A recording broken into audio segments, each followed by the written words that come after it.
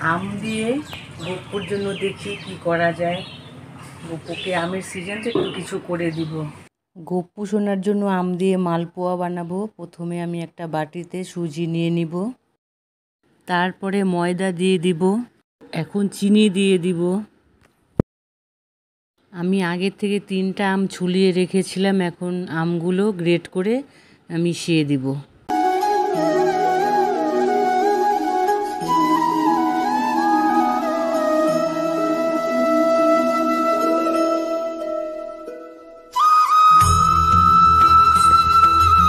এখন আমি সবগুলো ভালো করে মিশিয়ে নিব।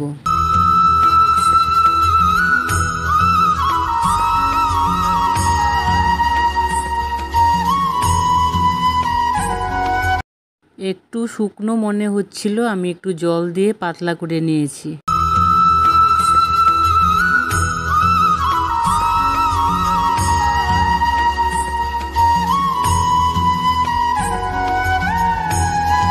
আমি এখন ওটাকে 20 মিনিটের জন্য ঢেকে রেখে দেব।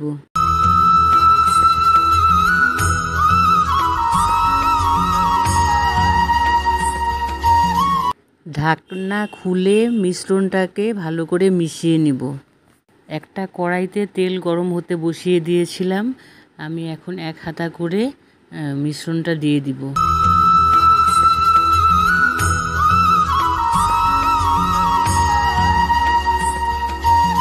উল্টে পাল্টে লাল করে আমি মালপোয়াগুলো ভেজে নিব।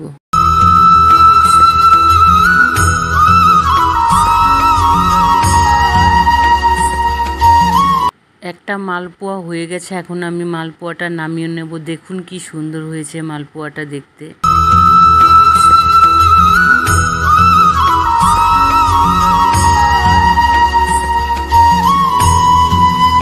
সবগুলো মালপোয়া আমি ভেজে নামিয়ে নিয়েছি।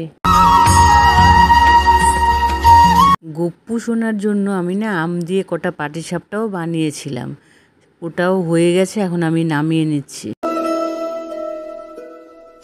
জন্য আমের মালপোয়া বানিয়েছি আর পাটিসাপটা বানিয়েছি। গপ্পুকে এখন ভোগে দিব। গপ্পু সোনাকে আমি মালপোয়া আর পাটিসাপটা ভোগে দিয়ে দিচ্ছি।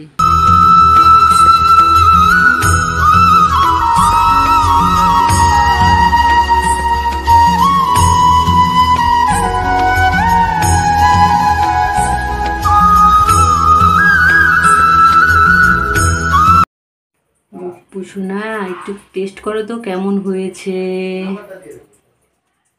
একটু পাটিসাপটাও টেস্ট করো, একটু জল খাও, জল।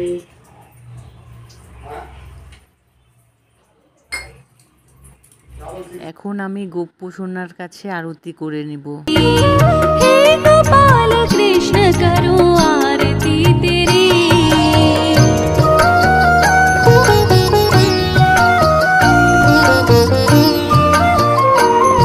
আমি গপ্পু সোনাকে প্রণাম করে বলছি সবার ভালো করো, সবাই যেন ভালো থাকে, সুস্থ থাকে। সোনা গপ্পুর সঙ্গে আমি আমার ঘরের যত ঠাকুর আছে সবার পুজোই করে নিয়েছিলাম।